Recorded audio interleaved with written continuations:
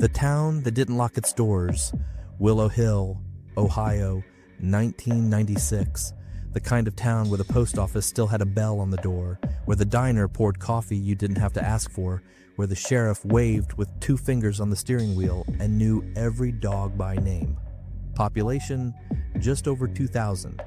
2 churches, 1 football team, 3 stoplights, all too long if you were late to work. People said nothing bad ever happened here. They said it so often it sounded like a prayer. It was quiet, it was ordinary, it was safe. Until the day it wasn't. Her name was Alayna Martin, 14 years old. Freckles on the bridge of her nose like a dusting of cinnamon. Brown hair in a ponytail that never stayed put. She wasn't the kind of kid who needed attention to be noticed. She just had a way of lighting up a hallway when she laughed. Teachers liked her, kids liked her, even old Mrs. Callahan, who didn't like anyone, liked her. Alayna loved questions more than answers. Why do people cry at church? How does a piano make a sound when you press a key? Why do some folks leave and never come back? Her mom called it curiosity. Her dad called it restless. Her choir director called it promise. On Friday nights, she shelved cans at the general store for a few dollars. On Saturdays, she did fundraisers for the 4-H club. On Sundays, she sang alto and smiled at her mom from the front pew. She did the small, decent things that make a person beloved in a small town. Things you only notice after they stop happening. The morning it happened was warm by 8 a.m. A summer morning that smelled like cut grass and wet earth. Alayna woke early. She slipped on her pale yellow hoodie, the one with the paint fleck on the cuff from art class. She tiptoed past her little brother's room. He'd fallen asleep on his stomach with a comic book open on the floor. In the kitchen, a note was stuck to the fridge with a strawberry magnet. Be back for lunch. Sandwiches at noon. Love you always. Mom. She smiled at the note.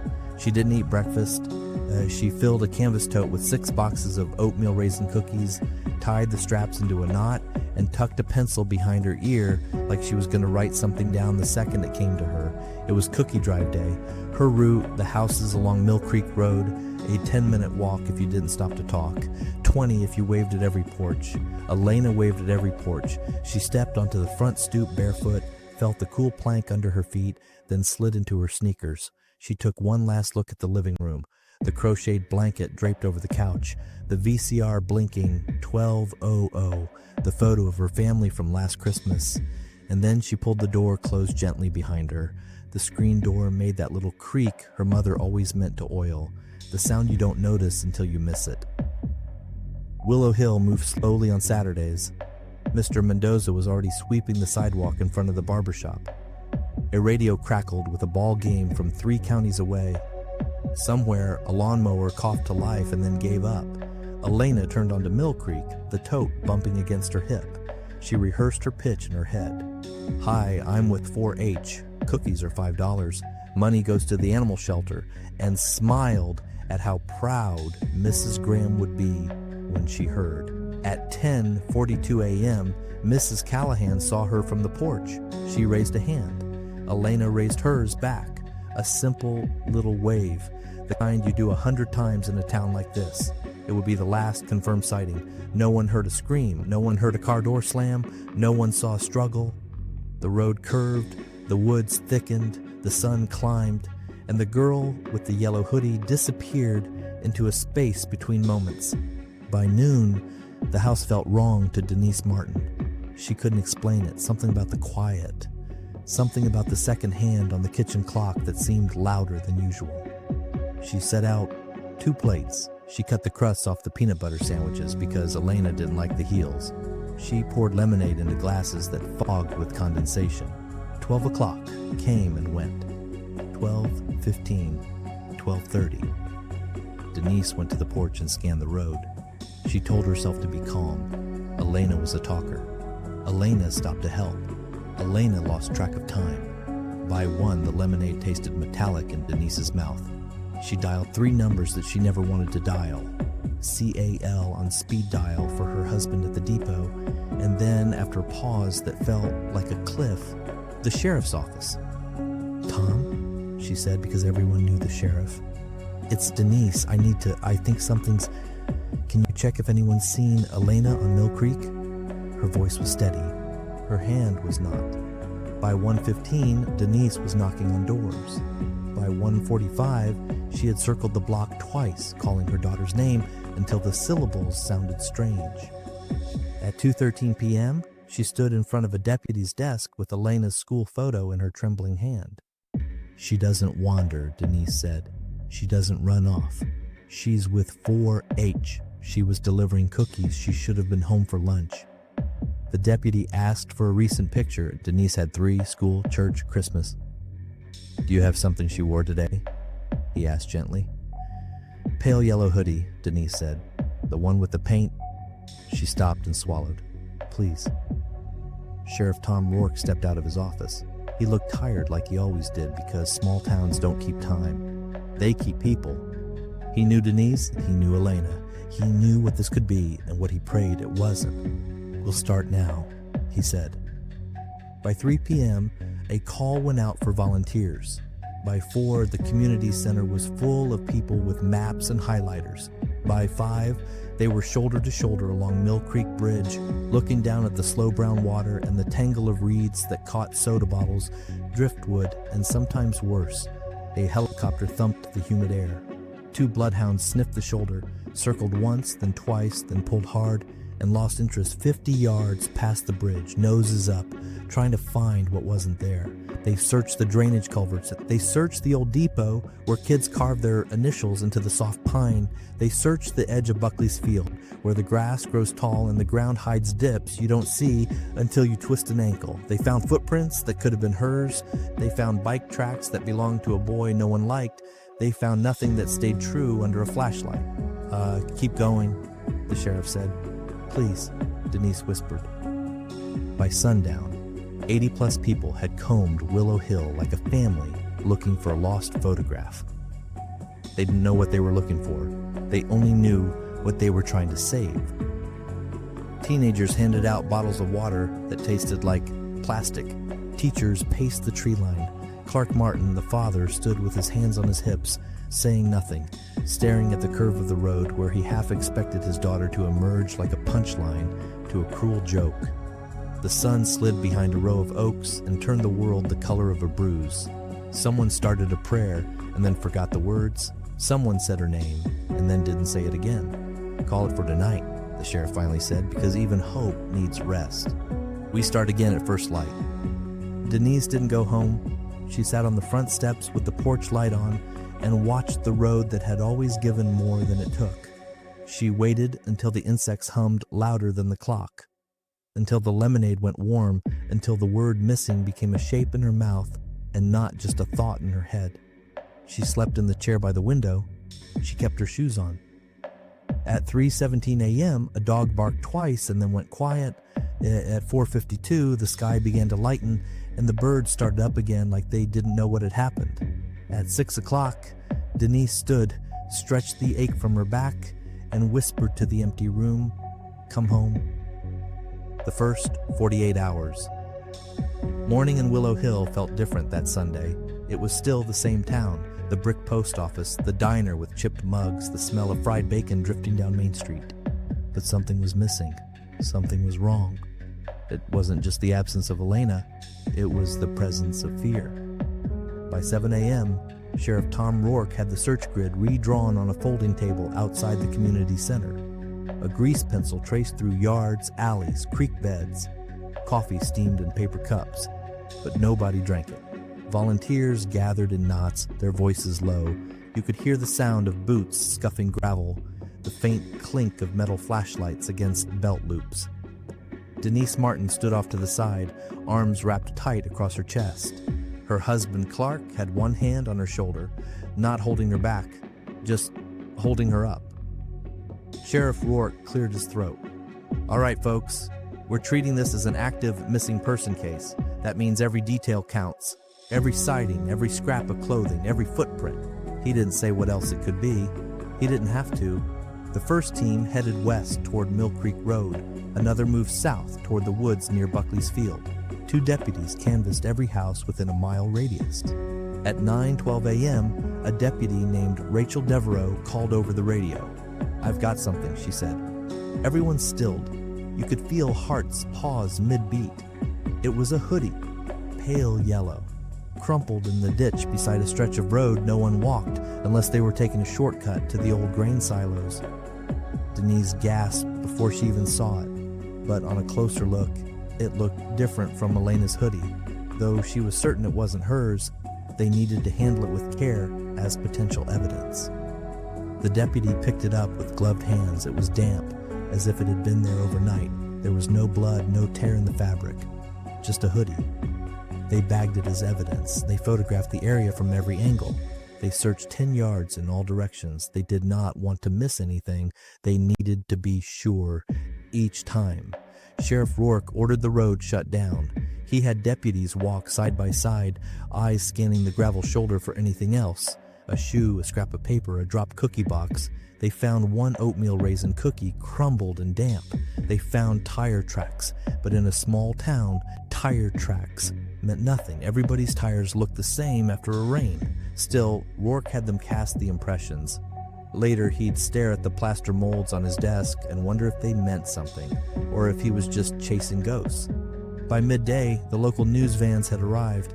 Willow Hill wasn't the kind of place that made the evening news, so their sudden presence felt like a violation. Cameras pointed at the Martins' porch. Microphones hovered near anyone who looked like they might say something worth airing. Denise didn't want to speak. Her eyes were red-rimmed. Her voice felt like sandpaper. But the sheriff leaned in. "If we get her face on TV," he said quietly, "it might help." So she stood in front of a microphone and held Alayna's school picture against her chest. Her hand trembled, but her words were steady. "My daughter is not a runaway," she said. "She's not a troubled kid. She is smart, and she is loved, and she was delivering cookies for 4-H yesterday morning. If you have seen her, please call us." Her voice cracked on the second, "Please." It wasn't scripted. It was a mother begging. Clark stepped up beside her. "She's 14, he said, as if the number itself could move someone's conscience. "She's got a brother who misses her, a dog who sleeps at the foot of her bed. She belongs at home." The microphones caught every word. Somewhere in a newsroom, a producer knew it would lead the 6 o'clock broadcast. That night, search teams worked by flashlight. The air was thick and smelled faintly of rain.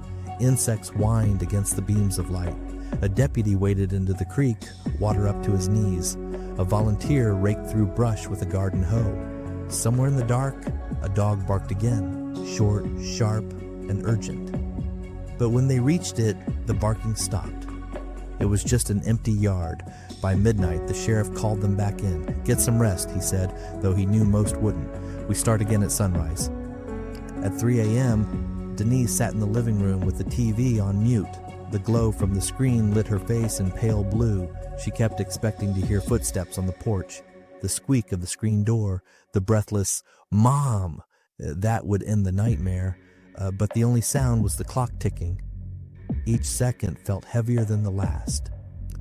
In the hallway, Clark leaned against the wall, staring at the shadow of the family photo. He'd memorized Alayna's smile years ago, but in the stillness of that hour, he wondered if he'd taken it for granted. By morning, the flyer count had doubled. Every telephone pole, every shop window, every bulletin board at the grocery store had her picture on it. 14 years old, 5 feet 2 inches, brown hair, last seen wearing a pale yellow hoodie. The words felt cold against the warm paper. By the third day, Willow Hill was split in two. There were those who still believed Alayna had simply wandered somewhere and would be found. And there were those who had started whispering darker things. The whispers traveled fast, faster than the search parties. Small towns are good at two things: coming together and talking behind closed doors. Sheriff Rourke knew it. He'd been a deputy when a neighbor's son vanished 20 years ago, only to turn up in the next county after hitching a ride with a trucker. He'd seen how suspicion could stain a place, so he called in backup before the rot could spread too far. At 8:17 a.m., an unmarked sedan rolled into town. 2 agents stepped out, dark suits, clipped voices, eyes that scanned and measured everything. The taller one introduced himself as Special Agent Warren Hale of the FBI. Beside him, Agent Melissa Tran carried a folder already thick with notes. They didn't waste time. "We understand she was last seen on Mill Creek Road," Tran said to Rourke. "Yes," the sheriff replied, "by Mrs. Callahan. After that, nothing confirmed." "Any witnesses to unusual vehicles, strangers, anyone hanging around?" Hale asked. "Not yet," Rourke said. "Then we'll start knocking," Hale answered. The agents moved house to house, flashing badges, asking questions. Most people said the same thing: "It's terrible, we just can't imagine." But a few offered slivers of detail. A red pickup idling near the grain silos, a man in a ball cap walking the edge of the field, not carrying tools, a sound like a car door that didn't belong to any neighbor's routine. The agents wrote everything down. They knew that in a place like Willow Hill, truth came in pieces, scattered between gossip and memory. At the Martins' home, Agent Tran asked to see Alayna's room.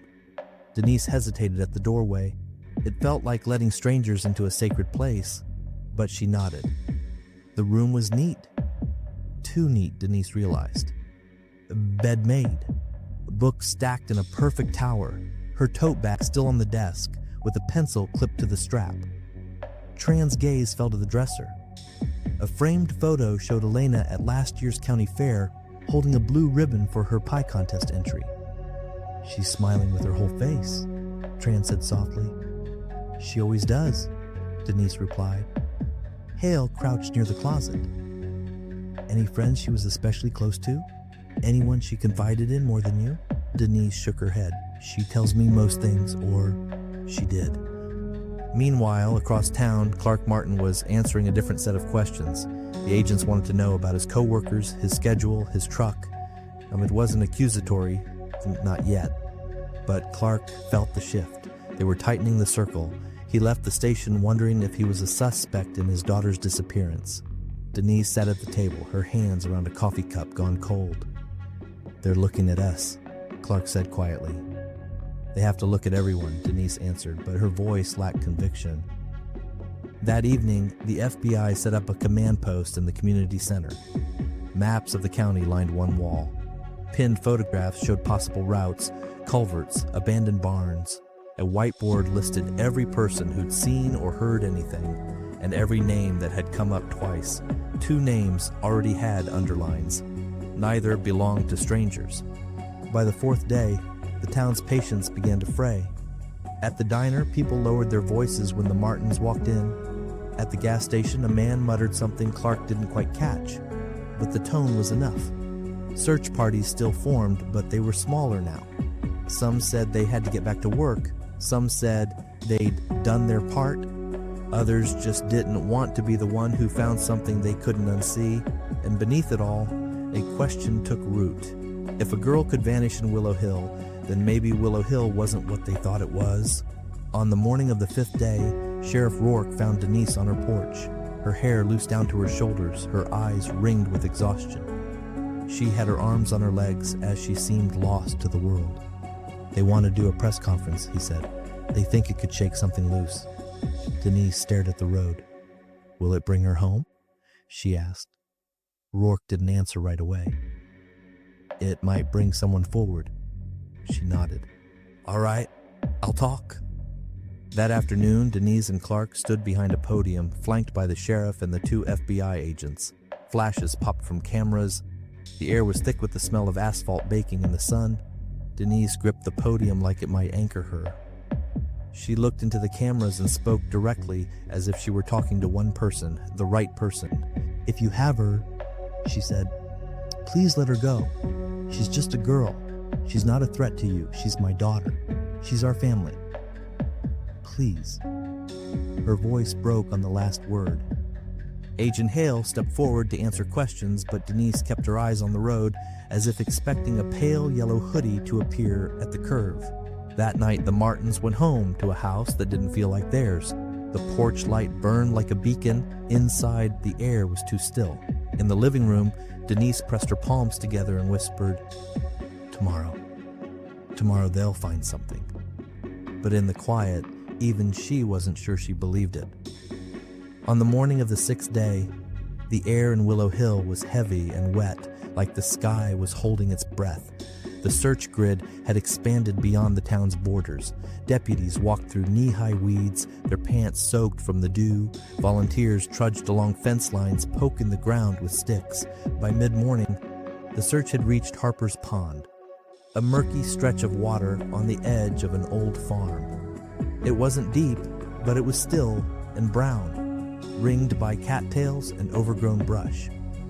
Kids came here to skip stones or sneak cigarettes, but nobody swam in it. The water smelled faintly of iron, and some swore it was cursed. 2 firefighters and waders stepped into the shallows. They moved slowly, scanning for anything out of place. That's when one of them saw it, just under the surface, caught in the reeds. It was fabric, pale, clinging to something beneath the water. The firefighter reached down. The fabric came free with a sucking sound, releasing a bubble of air that smelled like rot. It was a hoodie, pale yellow. The paint fleck on the cuff had darkened, but it was still there. One of the deputies swore under his breath. The other grabbed the radio. "Sheriff, we've got something." The sheriff and Agent Hale arrived within minutes. They stood at the edge of the pond as the firefighters searched the water more carefully. Denise wasn't supposed to be there, but word traveled fast. And by the time the area was taped off, she was standing just beyond the yellow line, her face pale as paper. She knew. Even before the sheriff walked over, she knew. "Tell me," she said. Her voice wasn't pleading, it was demanding. Rourke hesitated. "We found another hoodie in the water. Based on the description you gave the last time, it looks like hers. That's all we know right now." "Can I just see it?" she asked. As soon as she saw it, she knew. She knew the paint fleck on the cuff. She'd washed it 100 times, and it had never come out. "It is hers," she said. But Denise shook her head. "That's not all. Something's wrong. You wouldn't be looking at me like that if it was just her hoodie." Back at the pond, one of the firefighters stopped moving. His hand was under the surface, gripping something. Slowly, carefully, he pulled. It was a plastic grocery bag knotted at the top.